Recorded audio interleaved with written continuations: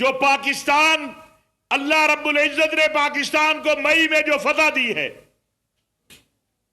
اور جو کامیابیاں دی ہیں، جو نصرت دی ہے، یہ تو کہتے تھے جنگ ہی نہیں ہوئی. ذرا نکال لیں یہ جو بگوڑے ہیں ان کا ریکارڈ، یہ تو کہتے تھے جنگ ہی نہیں ہو رہی، یہ تو ڈرامہ ہے. آج پوری دنیا آپ کو ایک فاتح قوم اور ایک فاتح فوج کی طرح دیکھ رہی ہے. امریکی صدر کہتا ہے کہ میرا پاکستان کے آرمی چیف سے ملنا اعزاز ہے.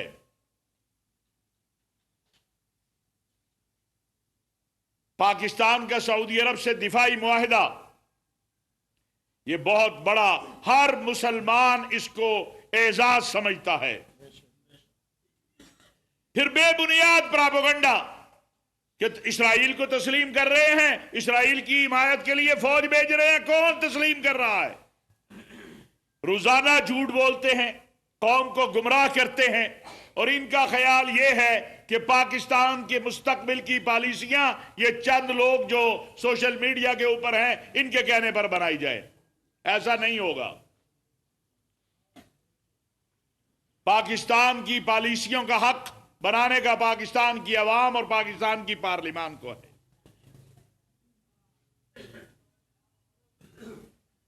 اگر انتخابات کی بات ہے تو کیا 2018 کے انتخابات بہت صاف شفاف تھے؟ 13 کے بہت صاف شفاف تھے، 8 کے بہت صاف. نکال لے اپنی تاریخ. اس جمہوریت کو سیاستدانوں نے زیادہ نقصان پہنچایا ہے فوجیوں کی نسبت. ریکارڈ نکال لیجئے گا. لیکن ہمارا یہ موضوع نہیں ہے. سیاستدان آپس میں لڑتے رہیں، یہ ان کا کام ہے. لیکن اگر پاکستان کی سلامتی کے اداروں اور افواج پاکستان اور سپہ سالار کے خلاف آواز بلند کریں گے تو جواب دیا جائے گا آپ کو. اس سے تکلیف ہوتی ہے تو ہوتی رہے. 8 اسلامی ملک ہم نے اپنے سامنے تباہ ہوتے دیکھے ہیں. اس کی وجہ فوج اور قوم میں تقسیم تھی. لیبیا، قوم اور فوج کو تقسیم کیا، آج وہاں پر مکان موجود ہے، مکین نہیں ہے. لبنان، عراق، یمن، شام، آج تو اللہ تعالیٰ نے اہل شام کے لیے بہاریں ان کی قربانیوں کے نتیجے میں آئی ہیں. کتنی بڑی قربانی دی ہے اہل شام نے. افغانستان، آپ چاہتے ہیں پاکستان میں بھی وہی کھیل کھیلا جائے. اور بہت شور ہے جو میں نے کنونشن سینٹر میں کہا کہ ہم پاکستان کے دفاع کے لیے آپ کے ہاتھ پہ بیعت کرتے ہیں. وہ جی حافظ صاحب نے سپہ سالار کے ہاتھ پہ بیعت کرنے کی. بھائی آپ جا کے مودی کے ہاتھ پہ بیعت کر لو، ہم تو پاکستانی فوج کے سپہ سالار کے ہاتھ پہ ہی بیعت کریں گے نا. پاکستانی قوم جب جہاد کا وقت آئے گا، دفاع کا وقت آئے گا، کوئی بھی پاکستان پہ حملہ آور ہوگا تو وہ کس کے ہاتھ پہ بیعت کرے گی؟ وہ کس کے ساتھ کھڑی ہو کے جہاد کرے گی؟ کس کے ساتھ کھڑی ہو کے دفاع کرے گی؟ اپنی فوج کے سپہ سالار کے ساتھ. آپ کو مودی مبارک، آپ مودی اور مرزا مسرور کے ساتھ جا کے کر لیجئے گا. ہمیں تو حافظ عاصم کی قیادت میں جہاد کے میدان میں اگر ضرورت پڑتی ہے ہم حاضر ہیں. اور پھر کہہ رہے ہیں کہ پاکستان کے دفاع، سلامتی اور استحکام کے لیے پاکستان کا محراب و منبر، مدارس کے طلبہ، اساتذہ، وہ ہر وقت حاضر ہے. آج افغانستان کی بات ہو رہی ہے. پاکستان علماء کونسل، افغانستان کے علماء کی طرف سے جو اعلامیہ آیا ہے ہم اس کو خوشائند قرار دیتے ہیں.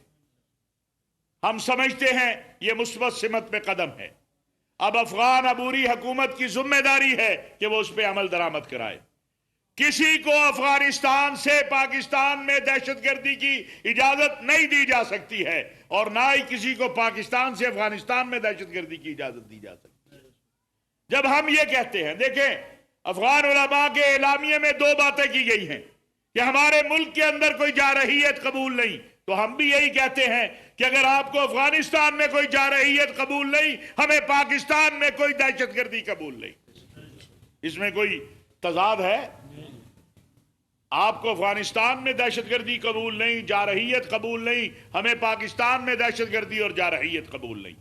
آپ کہتے ہیں آپ کی سرزمین کسی ملک کے خلاف استعمال نہیں ہوگی، ہم بھی یہی کہتے ہیں۔ تو آئیے پھر اختلاف کس بات کا ہے، اس پر عمل درآمد کرے، آگے بڑھے۔ ہم شکر گزار ہیں ترکی کے، قطر کے، مملکت سعودی عرب کے، جنہوں نے بات چیت کے دروازے کھولے، کوشش کی ہے، اور ہماری کوشش یہی ہے کہ اس خطے میں امن آئے، اور اس کے لیے پاکستان نے کبھی بھی امن سے راہ فرار اختیار نہیں کی۔